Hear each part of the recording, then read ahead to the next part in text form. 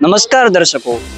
आज का जो मुद्दा है वो हमारी रोजमर्रा की जिंदगी से जुड़ा हुआ है। दर्शकों, जैसे कि हम कहीं पर भी जो भीड़ भाड़ वाले इलाके में जाते हैं तो वहाँ पर देखते हैं कि वहाँ पर हमें जो है वो धक्का मुक्की का सामना करना पड़ता है। जैसे कि कोई सारे रेलवे स्टेशन है, कई बस स्टेशन है, कई सारे जो पब्लिक प्लेस है वो आज हम उसको डस्टबिन कह सकते हैं, क्योंकि वहाँ पर इतना सारा कचरा पड़ा होता है कि वहाँ पर हम बैठ भी नहीं सकते।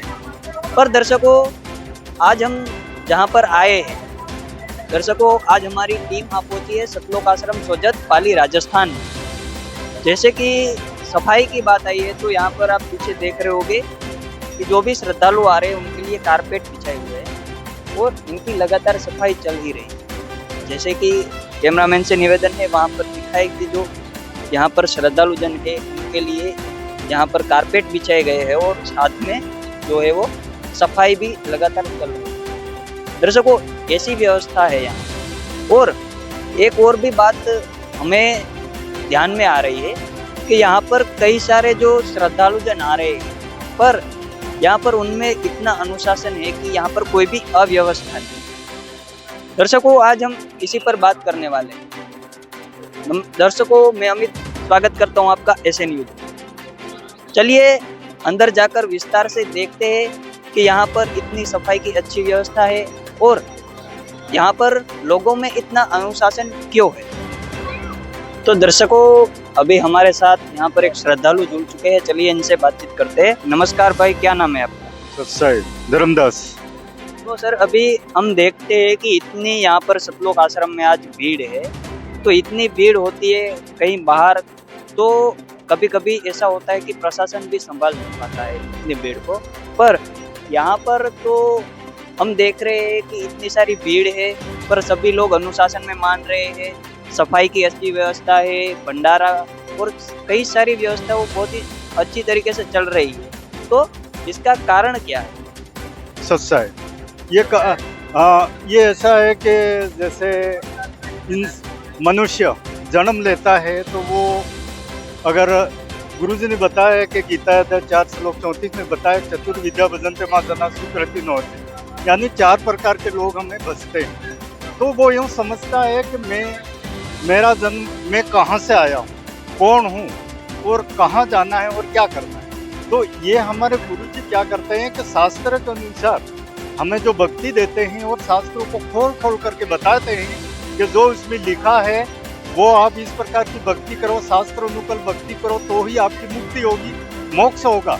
नहीं तो जो अन्य जो संत जन बताते हैं। मैं आपको रोकना चाहूँगा, जैसे कि संत रामपाल जी महाराज जी के जो शिष्य है वो भक्ति करते हैं शास्त्रों के अनुसार, वो शास्त्रों के अनुसार भक्ति का और यहाँ पर इतने अच्छा अनुशासन है उसका, दोनों का एक साथ लिंक कैसे है। मेरा एक क्वेश्चन ये है कि यहाँ पर इतने सारे श्रद्धालु है, वो कोई शांति से बैठे हुए हैं, कोई अपनी अपनी जो यहाँ पर श्रद्धालु जन आए हैं वो सेवा कर रहे हैं, तो इतने शांत वातावरण कैसा है इतनी भीड़ में?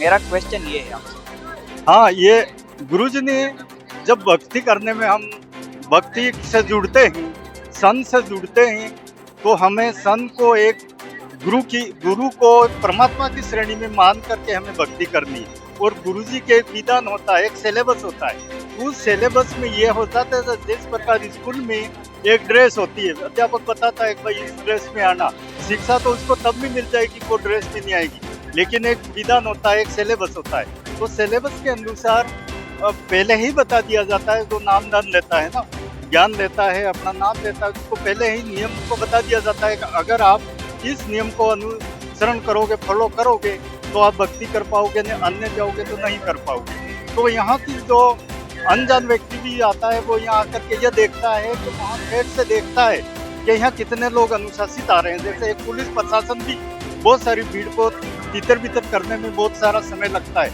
लेकिन यहाँ स्वतः ही अपने आप ही परमात्मा को अपना मान करके, गुरुजी के शिक्षा को ग्रहण करके वो अपने आप अनुशासित हो जाता है। जब वो अनुशासित हो गया तो वो भक्ति भी करेगा और भक्ति करेगा तो वो मोक्ष को भी प्राप्त होगा। ठीक है सर, हमारे चैनल के साथ जुड़ने के लिए धन्यवाद।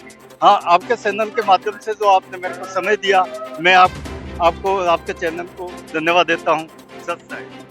जैसे कि दर्शकों यहाँ पर इनका कहना है कि जो भी श्रद्धालु संत रामपाल जी महाराज जी से जुड़ते हैं तो उनके जो जुड़ते ही वो भक्ति के मार्ग में लग जाते हैं, और भक्ति मार्ग में जैसे स्टूडेंट पढ़ाई करता है तो उसका एक ड्रेस कोड होता है, इसी प्रकार भक्ति मार्ग में अनुशासन जो है वो भक्ति मार्ग का ड्रेस कोड है। ये बेसिक चीज है और जो जिसकी झलक आप यहाँ पर सतलोक आश्रम जोजत में देख रहे हो। तो दर्शकों ये हमारी एक छोटी सी ग्राउंड रिपोर्ट थी। आपको पसंद आई हो तो वीडियो को लाइक करें, और इसी के साथ मैं अमित कैमरामैन अश्विन के साथ ऐसे न्यूज गुजरात से, धन्यवाद।